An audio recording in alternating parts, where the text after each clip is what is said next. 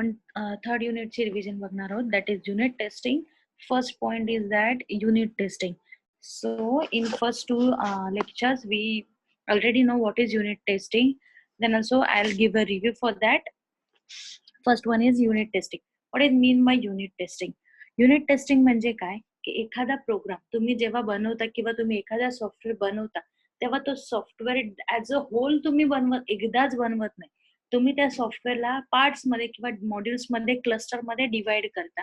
ते module divide करून झाल्यानंतर ते प्रत्येक जो एक मॉड्यूल आहे त्याला युनिट बोलतात.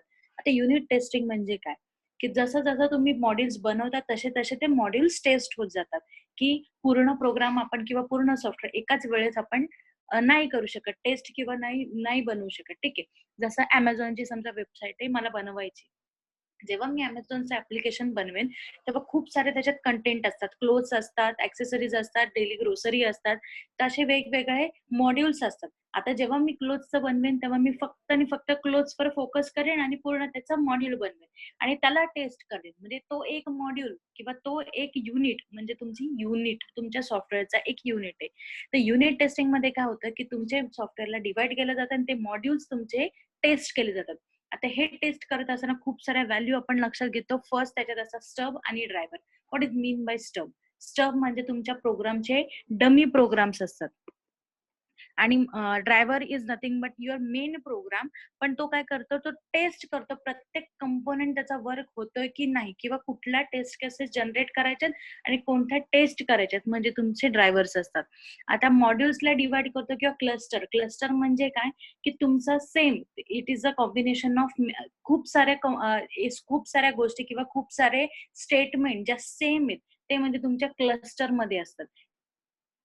ठीक आहे. Next one is boundary value analysis. त्याच्यात आपण टेस्ट करतो. लास्ट टाइम पण आपण बघितलेला बाउंड्री व्हॅल्यू अनालिसिस किंवा BVA म्हणजे काय. आता बाउंड्री व्हॅल्यू अनालिसिस हे नावावरतीच आहे की बाउंड्री व्हॅल्यूज. आता समजा एक्झाम्पल घेऊया आपण की इथे समजा तुमच्याकडे नंबर्स आहेत ते तुम्हाला टेस्ट करायचे. आता नंबर तुमचे फ्रॉम -100 टू +100 मध्ये. आता याचे 3 कॉम्बिनेशन किंवा 3 सेट किंवा 3 टाइप्स ऑफ क्लस्टर घेऊ शकता. त्याच्यात क्लस्टरचं पण एक्झाम्पल सॉल्व्ह होईल. ठीक आहे. आता क्लस्टर कसे तयार होतात की जे सेम टाइप ऑफ डेटा आहे तो एका सेटमध्ये येतो म्हणजे तुमचा एक क्लस्टर झाला. तसं त्याचे 3 क्लस्टर कोणते तयार होतील? पहिला तर आहे तुमचा -100 टू -1 पर्यंतचा एक क्लस्टर येईल कारण मायनस व्हॅल्यू निगेटिव्ह व्हॅल्यू पण आपण कन्सिडर करतोय. नेक्स्ट वन काय येईल? एक 0 येईल आणि थर्ड वन काय येईल तुमचा कारण 0 कशातच येत नाही ना निगेटिव्ह मध्ये येतो ना पॉझिटिव्ह मध्ये. It is a nominal value or you can say the middle value is 0. So आणि 1 to 100 पर्यंत तुमची पॉझिटिव्ह व्हॅल्यूचा एक सेट तयार होतात. तर बाउंड्री व्हॅल्यू अनालिसिस काय करते जे -1 आणि -100 मधल्या ज्या रेंजच्या व्हॅल्यू आहेत त्या बाउंड्री व्हॅल्यू म्हणजे -1 आणि 100 काय होतं तुमची टेस्ट होतात and the 0 is the nominal value or it is between the negative and positive, so it can test it as a whole negative and positive. Next one is your positive from 1 to 100. He positive value आहे ती तुमची. त्यातली boundary value कोणती आहे तुमची? 1 आणि 100. हे झालं तुमचं boundary value analysis. Next point is your robust boundary value testing. आता बाउंड्री व्हॅल्यू टेस्टिंग मध्ये पण टाइप्स आहेत. आता बाउंड्री व्हॅल्यू अनालिसिस कळालं काय की ज्या बाउंड्री वरच्या व्हॅल्यू आहेत किंवा ज्या टेक्निकली ज्या तुमच्या व्हॅल्यू ज्या लास्ट किंवा फर्स्ट आणि लास्ट आहेत त्या व्हॅल्यू टेस्ट होतात आणि तुमचा प्रोग्राम करेक्ट आहे असे टेस्टिंग मध्ये तुम्ही काय करता डिक्लेअर करता.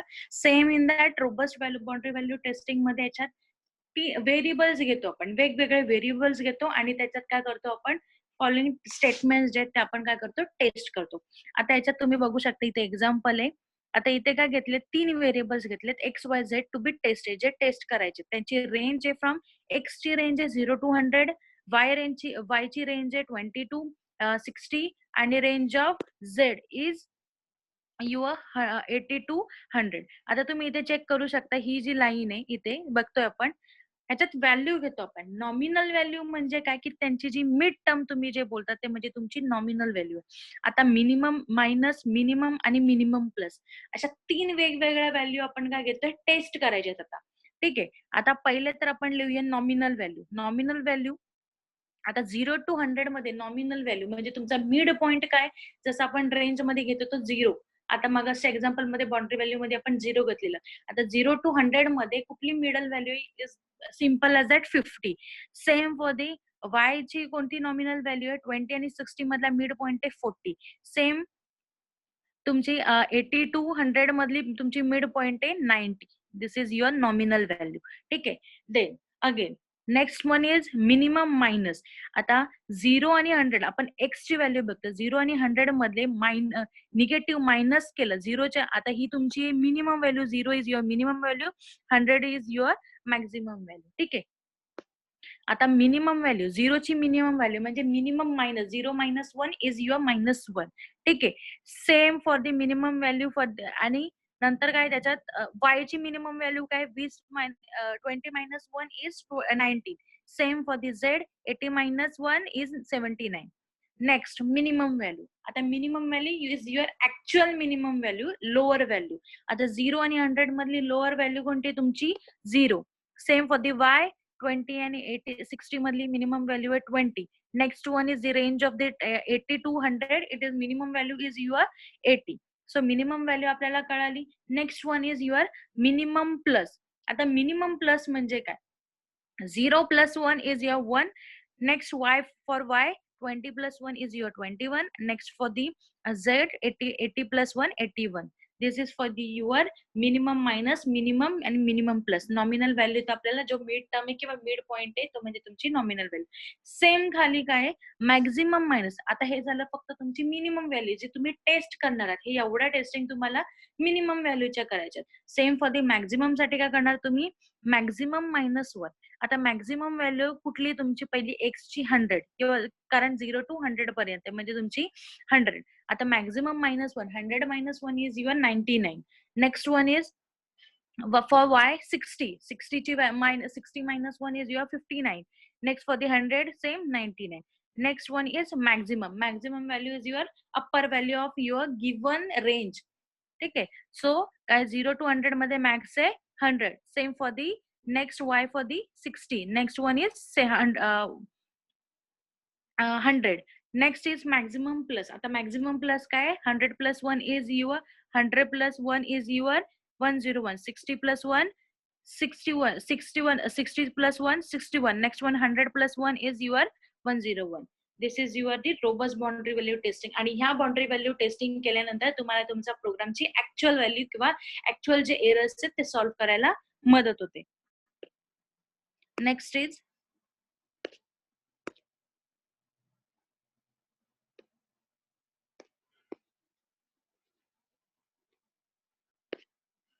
Next one is test cases. आता टेस्ट केसेस म्हणजे काय टेस्ट केसेस आपण का जनरेट करतो जो तुमचा प्रोग्राम आहे किंवा जो तुमची कोडिंग आहे ती टेस्ट कोणत्या बेसिसवर करतो किंवा कोणत्या व्हॅल्यूजवर करतो म्हणजे तुमच्या टेस्ट केसेस आणि त्याप्रमाणे तुमच्या प्रोग्रामच्या काय होत असतात जनरेट होत असतात टेस्ट केसेस. तर टोटल टेस्ट केसेस एका प्रोग्राम मध्ये किंवा एका सॉफ्टवेअर मध्ये किती असू शकतात. ठीक आहे. तर त्याचा एक्झाम्पल आपण त्याचा फॉर्म्युला आहे. फॉर्म्युला काय total test cases is equal to number of variables into number of testing point without nominal plus 1 for the nominal. आता नंबर ऑफ व्हेरिएबल्स जसं आपण मागचंच एक्झाम्पल आपण कन्सिडर करूया. नंबर ऑफ व्हेरिएबल्स किती होते एक्स वाय झेड म्हणजे तुमचे किती आहेत तुमचे total number of variables is your 3 into number of testing points without nominal. आता विदाउट नॉमिनल म्हणजे नॉमिनल सोडून किती पॉइंट्स आहेत मिनिमम मायनस मिनिमम आणि minimum plus. Same max minus max आणि मॅक्स प्लस 1 म्हणजे टोटल 6 तुमचे काय आहेत तुमचे total number testing point without nominal किती आहेत 6 आहेत. म्हणजे 3 into 6 plus 1 is equal to त्याचा पॉइंट होते 19 म्हणजे तुमच्या 19 टेस्ट केसेस जनरेट होतील. अशा प्रत्येक प्रोग्रामचे जेवढे व्हेरिएबल्स असतील तेवढे किंवा तुमचे जेवढे व्हेरिएबल्स आहेत तेवढे त्याप्रमाणे तुमच्या काय होणार टेस्ट होत जाणार. आणि तुमचे जे number of testing point without nominal ते 6 असू शकतात किंवा 5 पण असू शकतात. आणि जेवढे नंबर्स ऑफ व्हेरिएबल्स आहेत ते तुम्हाला इंटू होतात तुमच्या नॉमिनल पॉइंट बरोबर प्लस 1. Answer is your 19. आता इथे तुम्ही बघू शकता की एका जो मागचा आपण एक्झाम्पल बघितलेला त्याच्यात की ते टोटल 19 टेस्ट केसेस जनरेट झाल्यात. ठीक आहे. Next one is your worst boundary value testing. आता वर्स्ट बाउंड्री व्हॅल्यू टेस्टिंग मध्ये काय होतं तुमचे, की x1 आणि x2 समजा दोन व्हेरिएबल जे तुम्हाला टेस्ट करायचे, त्याच्यात तुम्ही मिनिमम मायनस आणि मॅक्झिमम प्लस हे तुम्ही त्याच्यात टेस्ट नाही करत, बाकीच्या सगळ्या सेम टेस्टिंग इथे परफॉर्म होतात सेम. आता इथे काय दिलंय, x1 आणि x2 दोन व्हेरिएबल्स दिलेत. सो मिनिमम व्हॅल्यू किती आहे x1 ची इज 10, मिनिमम प्लस किती येईल तुमची 11. Next same for the nominal. आता 10 to 90 मध्ये नॉमिनल व्हॅल्यू आहे तुमची 50 आणि x2 ची नॉमिनल व्हॅल्यू आहे 20 to 70 मध्ये 45. Same for the maximum minus मध्ये काय येणार, मॅक्झिमम -1 म्हणजे 90 - 1 is your 89 and 70 - 1 is your 69. Same maximum value 90 and 70. Same procedure जशी तुमची मागच्या बाउंड्री व्हॅल्यू टेस्ट केस मध्ये होती, जशी तुमची बाउंड्री व्हॅल्यू अनालिसिस मध्ये होती, सेम टेस्ट केस इथे पण जनरेट होणार.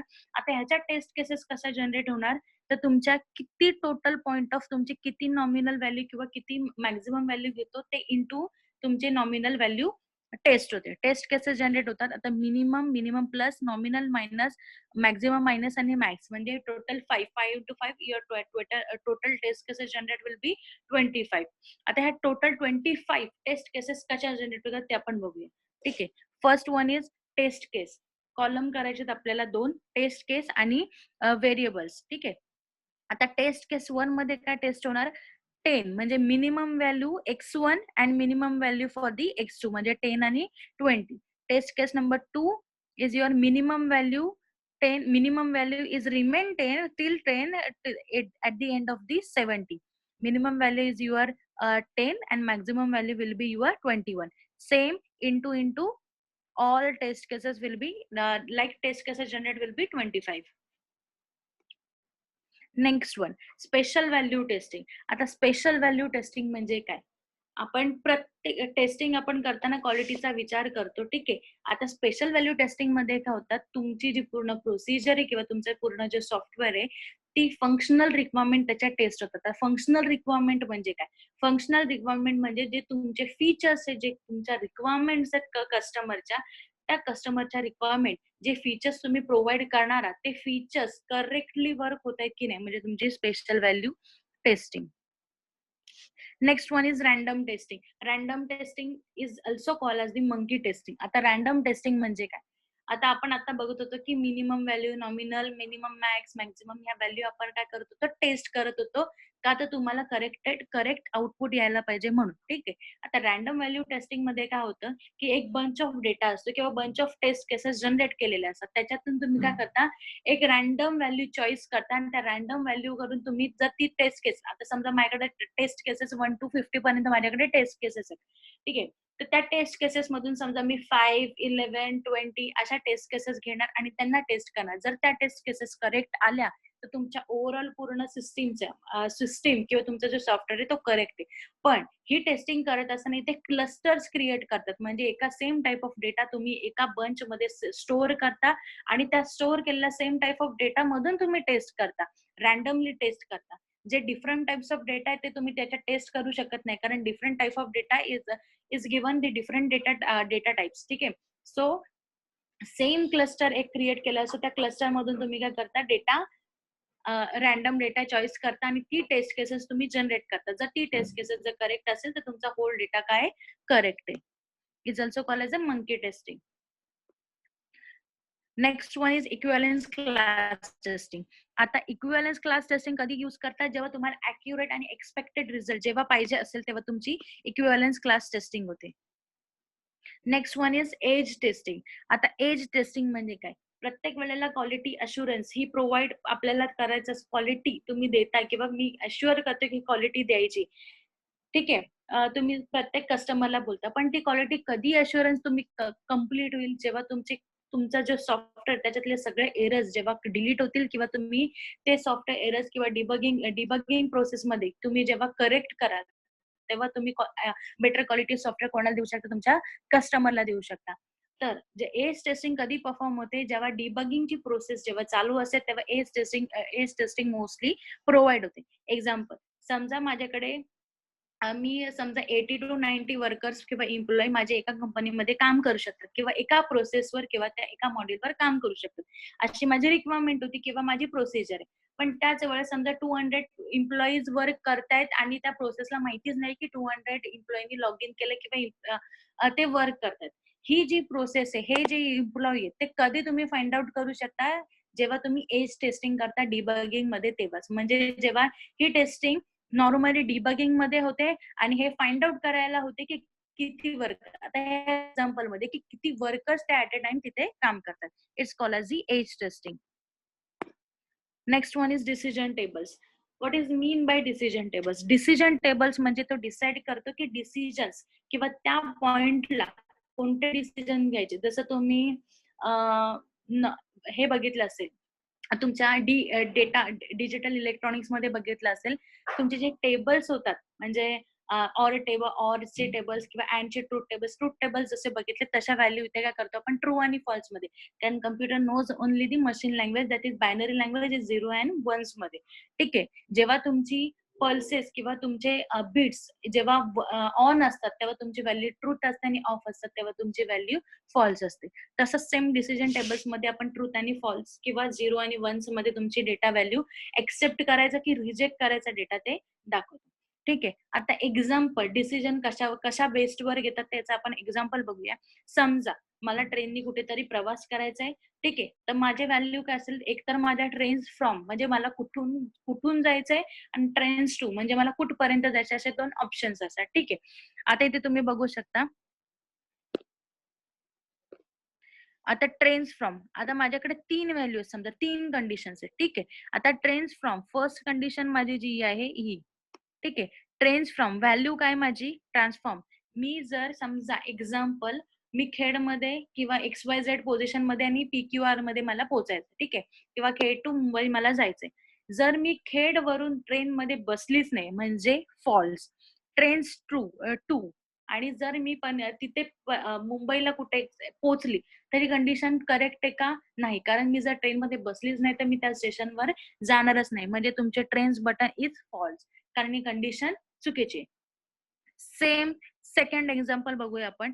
जर मी ट्रेनमध्ये बसले, true, that is your trains from true and trains to म्हणजे मी मुंबईला पोहोचलीच नाही, तर मी तिथे मी प्रवास केलाच नाही किंवा ती कंडिशन किंवा तो डिसिजनच चुकीचा आहे. म्हणजे तुमचं काय फॉल्स स्टेटमेंट आहे. आणि थर्ड व्हॅल्यू काय की जर मी ट्रेनमध्ये बसली आणि ट्रेनमध्ये उतरले पण आणि मी तिथे म्हणजे खेडवरून बसले आणि मुंबईमध्ये पोहोचले, म्हणजे तुमचं काय ट्रेन्स बटन काय होईल ट्रू होईल. म्हणजे तुमचा जो डिसिजन आहे तो करेक्ट आहे. कारण एखादी गोष्ट डिसिजन टेबल कधी आपण मेक करतो, कधी बनवतो किंवा कधी करेक्ट असेल तुमचा, जेव्हा एखादी स्टेटमेंट करेक्ट असेल आणि त्याचा आउटपुट पण करेक्ट असेल म्हणजे तुमचं डिसिजन टेबल काय आहे करेक्ट आहे. डिसिजन टेबल टेक्निक्स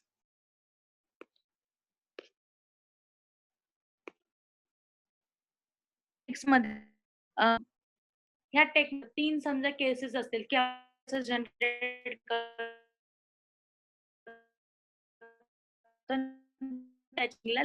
कोणता डिसिजन त्या टायमिंगला करेक्ट.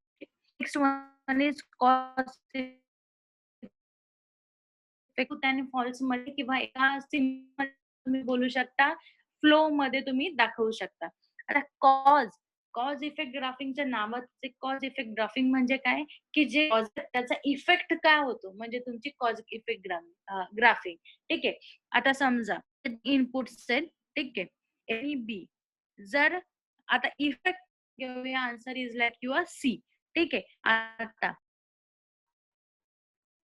असेल तर सी पण तुमचा काय ट्रू आहे.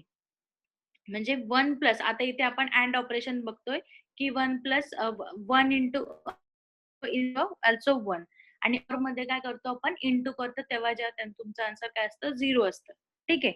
आता इथे कॉज मध्ये काय करणार ए प्लस समजा मला एखादी एखादी एखादी स्टेटमेंट करेक्ट आहे, फर्स्ट स्टेटमेंट करेक्ट आणि सेकंड स्टेटमेंट रॉंग तरी second one second statement true आहे तरी पण तुमचा आन्सर काय येणार ट्रू. कारण 0 plus 1 is your 1. Next one is जर दोन्ही स्टेटमेंट जर चुकीचे असतील तरच तुमची काय स्टेटमेंट फॉल्स येईल. हे तुमचं झालं कॉज इफेक्ट ग्राफिंग. ठीक आहे. हे सेम तुमच्या ट्रूथ टेबल सारखे जसे अँडचे ट्रूथ टेबल आहे की 1-0 किंवा true false is equal to true, false true is equal to true आणि false false is equal to false. Next one is your path testing. आता पाथ टेस्टिंग ही basically तुमची provide करते की जसं तुम्ही बघितलं असेल बी प्लस ट्री किंवा तुमची एव्हीएल ट्री ह्याच्या डेटा स्ट्रक्चर मध्ये जसं होतं सेम तुमचं इथे फॉलो होतं. ठीक आहे. किंवा तुम्ही अल्गोरिदमचं जेव्हा अल्गोरिदमच्या सब्जेक्ट मध्ये आपल्याला होते ते तुमचे सम्स इथे का केले जातात, तो पाथ फॉलो केला जातो. आता पाथ ट्री किंवा DD path tree, decision to decision path tree, हे काय आहे तुमचं की पाथ जनरेट करतात. कुठले पाथ जनरेट करतात की तुमचा फ्लो, जसा तुम्ही डेटा फ्लो डायग्राम मध्ये किंवा एखादी स्टेटमेंट जसा तुमचा प्रोग्राम आहे इव्हन आणि ऑडचा प्रोग्राम, समजा एक्झाम्पल घेऊया, enter the number value 1 value 2, नंतर मग इव्हन कधी असेल ती स्टेटमेंट आणि ऑड कधी असेल ती स्टेटमेंट. तर जसा पाथ तुमचा ह्याच्यात दाखवलेला असेल तुमच्या डेटा फ्लो डायग्राम मध्ये किंवा फ्लो डायग्राम मध्ये असेल तसे पाथ इथे जनरेट होतात आणि त्याचा एक एंड नोड असतो. आता इथे तुम्ही बघू शकता या एक्झाम्पल मध्ये 16 हा तुमचा एंड नोड आहे. म्हणजे 1 2 3 4 5 असा जशा स्टेटमेंट असतील तसे त्याचे लूप्स बनवून तुमचा एंड स्टेटमेंट पर्यंत तुमचा पाथ कम्प्लीट होतो. Next one is your DD paths. आता डीडी पाथ्स मध्ये काय होतं की डिसिजन टू डिसिजन पाथ, जसे आपण डिसिजन टेबल मध्ये डिसिजन घेतलेले त्या डिसिजनच्या बेसवरून तुम्ही काय बनवता पाथ बनवतात. आता याच्यात काय असतात इनिशियल कोड, इंटिरियर कोड आणि टर्मिनल नोड असतात. आता इनिशियल कोड म्हणजे काय तुमची व्हॅल्यू जिथून स्टार्ट होते ते म्हणजे तुमचे इनिशियल कोड. इंटिरियर कोड म्हणजे काय जेव्हा तुमची व्हॅल्यू ग्रेटर दॅन 2 पेक्षा ग्रेटर असते म्हणजे तुमची इंटिरियर कोड. टर्मिनल कोड म्हणजे तुमचं end of that code. Next one आहे पाथ टेस्टिंग. पाथ टेस्टिंगचे टाइप्स आहेत. ठीक आहे. फर्स्ट आहे कंट्रोल फ्लो टेस्टिंग. आता कंट्रोल फ्लो टेस्टिंग म्हणजे तुमचा नॉर्मली तुमचं जे वर्क फ्लो किंवा तुमचा डिसिजन टेबल किंवा तुम्ही बोलू शकता फ्लो चार्ट आहे, तो फ्लो चार्ट कसा ऍक्च्युली वर्क होतो किंवा कोणती प्रोसेस किंवा कोणते रिलेशनशिप्स तुम्ही मेंटेन करता म्हणजे तुमचा control flow chart. Next one is decision to decision path. Same like जसं आपण बघितलं डिसिजन टू डिसिजन पाथ की इंटेरियर इनिशियल आणि टर्मिनल पाथ जे आहेत ते कंबाईन करून किंवा त्या स्टेटमेंट प्रमाणे तुमचे डिसिजन घेतले जातात म्हणजे तुमच्या decision to decision path. Next one is your independent basic path testing. आता इंडिपेंडेंट बेसिक पाथ टेस्टिंग ही अशी एक टेस्टिंग आहे की तुमच्या पूर्ण सिस्टीम मध्ये किंवा पूर्ण सिस्टीम तुमची जेव्हा वर्क होते त्याच्यात जो शॉर्टेस्ट पाथ किंवा जो तुम्हाला अप्रोप्रिएट पाथ जो त्या प्रोसिजरसाठी रिक्वायर आहे तो पाथ तुमचा इथे काय होतो इम्प्लिमेंट होतो. Next one is your data flow testing. Data flow testing is same like your flow. जसा तुमचा डेटा फ्लो टेस्टिंग तुम्ही डीएफडी बघता. डीएफडी मध्ये कसे लेवल बनवतो आपण की लेवल 0 पासून ते तुमची लेवल जसे असेल 3 4 5 पर्यंत तुम्ही लेवल बनवता. म्हणजे पहिल्या लेवल मध्ये लेवल 0 मध्ये तुम्ही काय बनवता की नॉर्मल जे तुमचे इन्ग्रेडियंट्स किंवा तुम्ही बोलू शकता जे कंटेंट तुम्हाला जे अचीव्ह करायचे ते तुम्ही इनिशियल व्हॅल्यू 0 मध्ये करता. सेम 1 मध्ये त्या व्हॅल्यूला पुन्हा डिवाइड करता आणि त्याच्यात ऍड करता. Same for the third, same for the fourth. जोपर्यंत तुमची प्रोसेस कंप्लीट नाही होत तोपर्यंत म्हणजे तुमची data flow testing. Data flow testing आपण पूर्ण तुम्ही ते डीप मध्ये आपण ती बघितलेली. Next one data flow testing coverage. आता डेटा फ्लो टेस्टिंग मध्ये coverage types of data flow testing. First is static data flow testing. आता स्टॅटिक डेटा फ्लो टेस्टिंग म्हणजे काय ज्याच्या व्हॅल्यूज कधीच चेंज नाही होत आणि तो फ्लो कंटिन्युअसली तोच राहतो म्हणजे तुमची data flow testing. Dynamic data. Next one is dynamic data flow testing. आता डायनामिक डेटा फ्लो टेस्टिंग मध्ये काय होतं की तुमच्या ज्या व्हॅल्यूज आहेत ज्या दिलेल्या आहेत तुमच्या फ्लो चार्ट मध्ये किंवा तुमच्या पूर्ण सॉफ्टवेअर मध्ये जो फ्लो दिलाय त्या फ्लो मध्ये ज्या दिल्यात त्या व्हॅल्यू कंटिन्युअसली चेंज होतात म्हणजे तुमची डायनामिक डेटा फ्लो टेस्टिंग. आणि जर तो डायनामिक डेटा फ्लो टेस्टिंग करून पण जर तुमचा रिझल्ट जर करेक्ट येत असेल तुमची प्रोसिजर किंवा तुमचा सॉफ्टवेअर करेक्ट आहे. Next one is data flow testing coverage. आता डेटा फ्लो टेस्टिंग मुळे कोणते कव्हरेज काय काय कव्हर करतो. ठीक आहे. फर्स्ट आहे all definition coverage. All definition coverage म्हणजे काय आता याच्यात पाथ आणि सब पाथ अशा दोन कन्सेप्ट आहेत. ठीक आहे. पाथ म्हणजे काय जो ऍक्च्युअल जो नोड आहे रूट नोड आहे तिथून ज्या जातात तिथून जे नोड्स किंवा तिथून ज्या इंटिटी जर कनेक्ट होतात म्हणजे तुमचा मेन पाथ किंवा तुम्ही बोलू शकता पाथ ऍक्च्युअल पाथ. आणि सब पाथ म्हणजे काय की जे सब पॅरेंट आहेत किंवा पॅरेंट आहेत त्या पॅरेंट नोड कडून तुम्ही जेव्हा लीफ नोड कडे जाता म्हणजे तुमचे सब पाथ. ठीक आहे. आता आता ऑल डेफिनेशन कव्हरेज मध्ये काय होतं की तुमचे सगळे सब पाथ कव्हर करतात. आता पाथ तर ऍक्च्युअल पाथ का कव्हरच होणार आहे, म्हणजे तुमचा मेन नोड, रूट नोड पासून तुमचे सगळे नोड काय होतात, कव्हर होतात. म्हणजे कव्हर होतात म्हणजे तुमचे टेस्ट होतात. Next one, all C definition C use C coverage path. आता सी कव्हरेज पाथ मध्ये काय होतं, तुमचे सब पाथ्स आहेत आणि त्याचे सब पाथ्स काय होतात, कव्हर होतात. Next all definition P use coverage. आता पी म्हणजे तुमचं काय इथे प्रेडिकेट डिसिजन्स, जे डिसिजन्स तुम्ही घेतात ते तुमचे काय होतात, कव्हर होतात. म्हणजे सब पाथ्स मधले जे डिसिजन्स आहेत, त्या डिसिजन म्हणजे काय की व्हॅल्यू, आता मिनिमम आणि मॅक्झिमम व्हॅल्यू मला चेक करायचे, तर मिनिमम व्हॅल्यू पण चेक होणार तुमची, मॅक्झिमम व्हॅल्यू पण चेक करणार. Next all use coverage. All use coverage म्हणजे तुमची होल सिस्टीम काय होणार, कव्हर होणार. Next all definition use coverage. आता ऑल डेफिनेशन यूज कव्हरेज मध्ये काय होणार की तुमचे जे सब पाथ्स आहेत सगळे सिंपल सब पाथ्स आणि जे नॉर्मल नॉमिनल जे तुम्ही पहिले टेस्टिंग मध्ये करत नव्हते, जसं तुमचं पाथ टेस्टिंग होती तिथे नाही कव्हर केले, ते तुमचे इथे सगळे चेक होतात. Next one is your slice based testing and program slicing tool. आता स्लाइस बेस्ड टेस्टिंग बेसिकली काय, the program slicing is a program analysis technique. It mainly used during debugging and re-engineering मध्ये slice based testing use केली जाते. ठीक आहे. It tries to eliminate all the parts of the program and that not currently of the interest to the programmer. So programmer clicks on this statement if interested to him because value of variable is wrong. आणि main program slice highlighting दी programme, म्हणजे तुमचे slice based testing हे debugging programming मध्ये किंवा रिइंजिनिअरिंग मध्ये होते. जर रिइंजिनिअरिंग मध्ये जे प्रोग्राम्स मला पाहिजेत तेच पुढे कॅरी फॉरवर्ड होणार, जर नसतील तर ते डिलीट होणार. Next tools. टूल्स म्हणजे तुमचे ऑटोमेशन टूल्स जे तुम्ही टेस्टिंग साठी यूज करतात ते. So thank you for the join the lecture and unit 3 revision is over. Thank you.